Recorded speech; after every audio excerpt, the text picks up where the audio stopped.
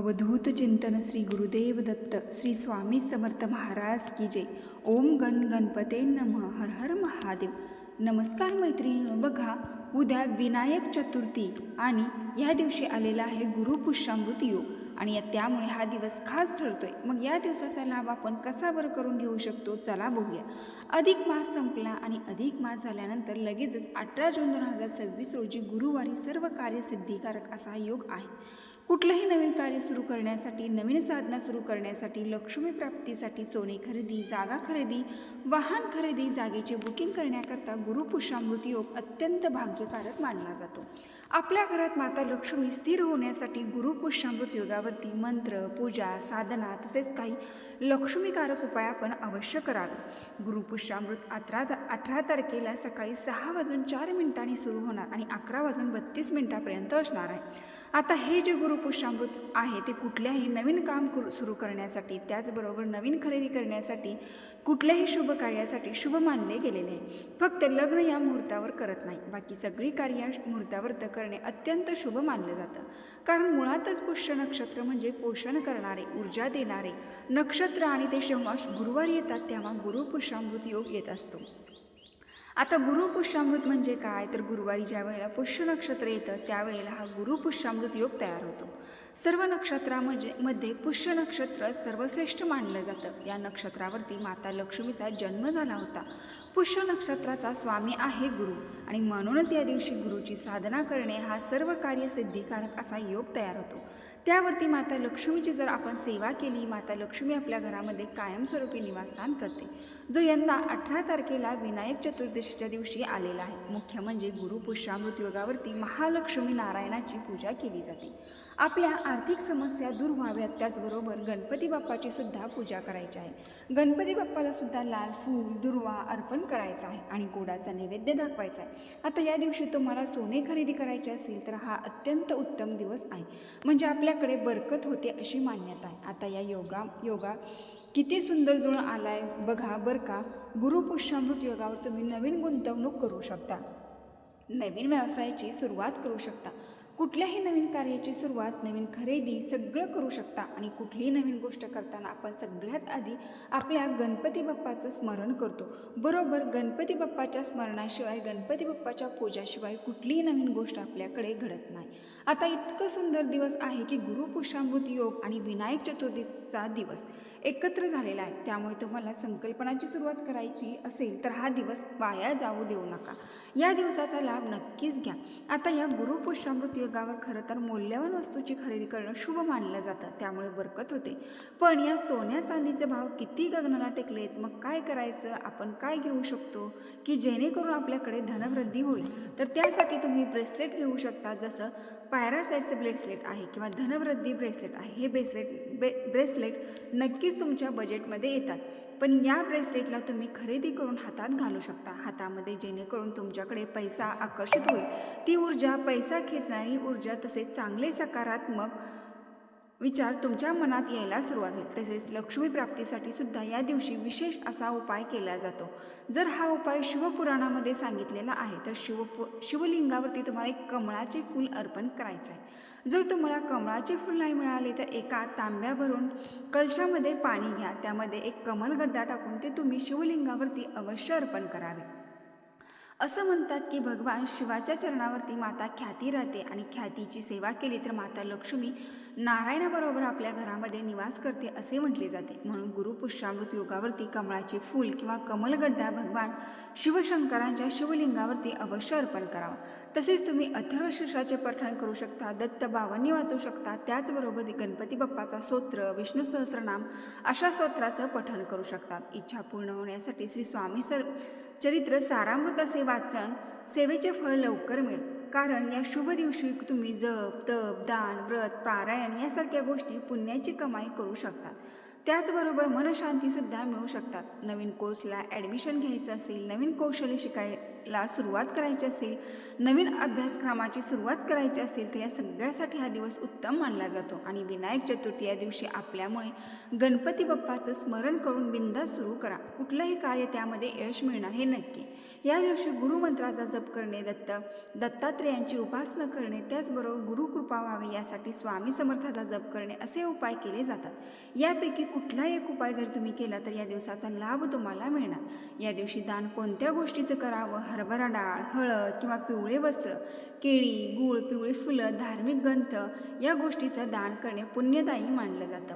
विशेष करून या दिवशी ज्ञानेश्वरीचं दान करावं असं म्हटलं आहे. गुरुपुष्यामृत योगावरती काय टाळावं? खोटं बोलणं, वादविवाद, अपमानास्पद भाषेचा वापर, अनावश्यक खर्च, ज्येष्ठांचा अनादर, नकारात्मक विचार हे सगळे या दिवशी लांब ठेवायचं आहे. आता इच्छा पूर्ण होण्यासाठी श्री स्वामी चरित्र सारामृत असे वाचा, सेवेचे फळ तुम्हाला नक्की मिळेल. बघा, या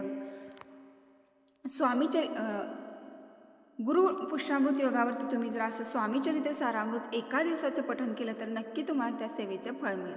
नंबर 1, गुरुपुष्यामृत योग आहे त्या दिवशी रात्री जेवण झाल्यानंतर श्री स्वामी चरित्र वाचल्याने तुम्हाला ज्या काही इच्छा आहेत, मनोकामना आहेत त्या पूर्ण होतील. श्री स्वामी चरित्र वाचताना सकाळी 8 ते 11:30च्या आत वाचन करावे. दुपारच्या वेळी स्वामी चरित्र वाचताना साक्षात स्वामी महाराजांचा साक्षात्कार होतो असे म्हटले जाते, म्हणून 12 नंतर हे वाचन करावे. श्री स्वामी समर्थ चरित्र सारामृत क्रमशः 3 अध्याय पठण कशासाठी? वाचनाचे महत्त्व. पहिला अध्याय पूर्व कुकर्म नष्ट होण्यासाठी, दुसरा अध्याय वर्तमान काळामध्ये सद्बुद्धी व चांगले कर्म घडवण्यासाठी, तिसरा अध्याय भविष्य उज्ज्वल होण्यासाठी. दररोज श्री स्वामी समर्थ जपाच्या 11 माळी कशासाठी? तर गुरुसाठी, मातेसाठी, पित्यासाठी आणि पित्रांसाठी. पुढील 6 माळी षडरिपूसाठी. काम, क्रोध, लोभ, मोह, मद, मत्सर आणि 11वी माळ फक्त स्वतःसाठी असते, कारण आपली पायरी 11वी असते. गुरुपासून अनुक्रमे प्रत्येक माळ ही त्याच्या चरणी अर्पण करत जावी लागते. नंतर आपले काम होते, कारण षडरिपू आपल्या आध्यात्मिक मार्गामध्ये बाधा आणण्याचे काम करत असतात. कोणी सेवेमध्ये जपाचा मार्ग काढत असतात, म्हणून कुठलेच काम होत नाही. म्हणजे पहिल्या पायऱ्यावरून 11वी पायरी गाठण्याचा जर प्रयत्न केला तर आपण तोंडावर पडू शकतो, म्हणून 11 माळी जप करावा लागतो. आता मैत्रिणी, तुम्ही खरंच एक गोष्ट सांगा, तुम्ही कधी श्री स्वामी चरित्र सारामृत वाचायला बसला आहात आणि मनात अचानक विचार आला आहे की नियम चुकत तर नाही ना? खरंच इच्छा पूर्ण होते का? जर हा प्रश्न तुमच्या मनात आला असेल तर आजचा हा गुरुपुष्यामृत योगावरती तुम्ही हे नियम पाळून नक्की स्वामी चरित्र सारामृत पठण करा, कारण आज मी तुम्हाला अगदी साध्या सोप्या मनाला पटेल आणि भिडेल अशा भाषेमध्ये सांगणार आहे. श्री स्वामी समर्थ सारामृत वाचताना कोणत्या गोष्टी लक्षात ठेवायच्या आहेत? बघा, आजचा विषय खूपच खास आहे. श्री स्वामी चरित्र सारामृत वाचताना या गोष्टी लक्षात ठेवा, खरंच तुमच्या मनातील इच्छा पूर्ण होतील. स्वामी भक्तांना आपण खूप वेळा पाहतो, बघतो, काही लोक नित्य पाठ करतात. बघा, सध्या तरी अधिक मास संपलेला आहे, तरी अधिक मासामध्ये अनेक स्वामी भक्तांनी पूजा, पाठ, पारायण केले, तरीही त्यातील तुमची काही इच्छा, मनोकामना राहिली असेल तर या गुरुपुष्यामृत योगावरती नक्की हा स्वामी चरित्र सारामृत 1 दिवसाची पारायण करून तुमची ती इच्छा पूर्ण करू शकता. काही लोक पारायण करतात, काही लोक स्वामींचा अखंड जप करतात, पण तरीसुद्धा ते म्हणतात पण मनासारखं काही होत नाही. आणि काही लोक अगदी साधं वाचन करतात, पण त्यांचं आयुष्य आपल्याला बदलायला सुरुवात झालेली दिसते. भक्तांनो, फरक नेमका कुठे आहे? फरक आहे तो नियमांमध्ये, नाहीतर भावनेमध्ये आहे, त्यांच्या निष्ठेमध्ये आहे. आपण आज हे समजून घेणार आहोत की सर्वात आधी आपण समजून घ्यावा की श्री स्वामी समर्थ चरित्र सारामृत नक्की काय? तर भक्तांनो, श्री स्वामी चरित्र सारामृत हा समर्थ महाराजांचा चरित्र सांगणारी दिव्य असा ग्रंथ आहे. हा ग्रंथ केवळ कथा नाही, तर हा ग्रंथ म्हणजे स्वामींच्या कृपेचा जिवंत रूप आहे.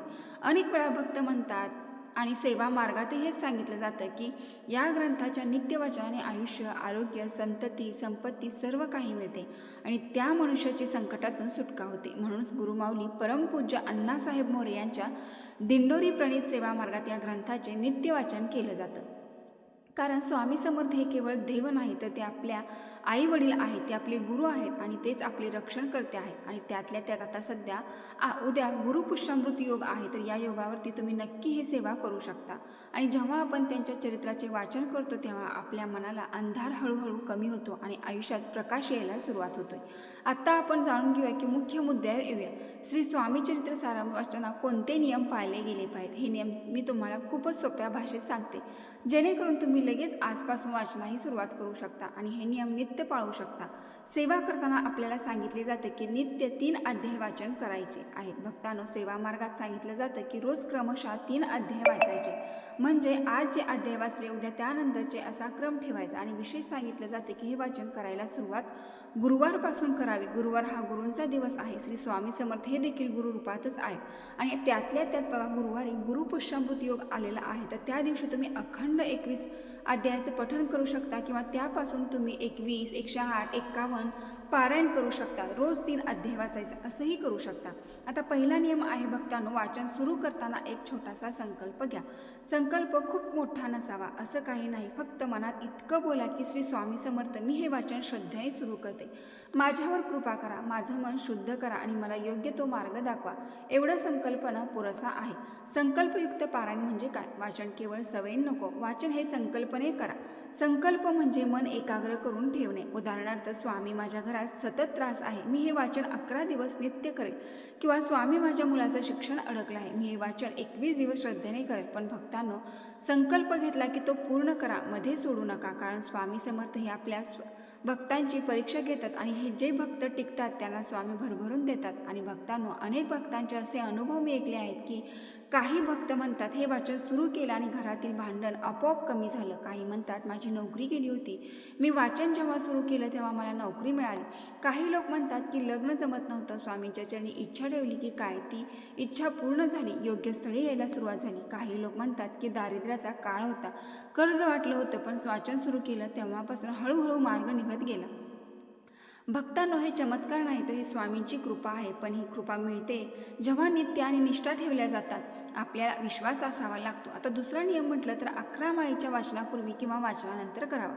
श्री स्वामी समर्थ या मंत्राचा 11 माळी जप करावा. आता काही लोक म्हणतील की 11 माळी म्हणजे खूपच वेळ लागेल. पण लक्षात ठेवा, आपण रोज मोबाईलवर किती वेळ घालवतो आणि विनाकारण दुसऱ्याबद्दल बोलण्यात सुद्धा किती वेळ घालवतो. आपण रोज अनावश्यक गोष्टीवर खूप वेळ खर्च करत असतो. जर आपण स्वामीसाठी थोडा वेळ दिला तर स्वामी आपल्यासाठी आयुष्यभर वेळ देतात. श्री स्वामी समर्थ हा मंत्र फार शक्तिशाली आहे. हा मंत्र म्हटला तर आपल्या मनाला आधार देतो, भीती दूर करतो आणि आपल्या घरामध्ये सकारात्मकता वाढतो. म्हणून नक्की तुम्ही या विनायक चतुर्थी दिवशी श्री स्वामी समर्थ सारामृत पठण करा किंवा श्री स्वामी समर्थ हा मंत्र 11 माळी अवश्य करा. आणि गुरुपुष्यामृत योगावरती जे शक्य होतील तेवढेवरचे कुठलेही एक सेवा उपाय तुम्ही नक्की करू शकता. तर मैत्रिणी, व्हिडिओ पूर्ण माहिती आवडली असेल तर नक्की आपल्या चॅनलला एक लाईक करून कमेंट बॉक्समध्ये श्री स्वामी समर्थ नक्की टाईप करा. श्री स्वामी समर्थ. हर हर महादेव. धन्यवाद.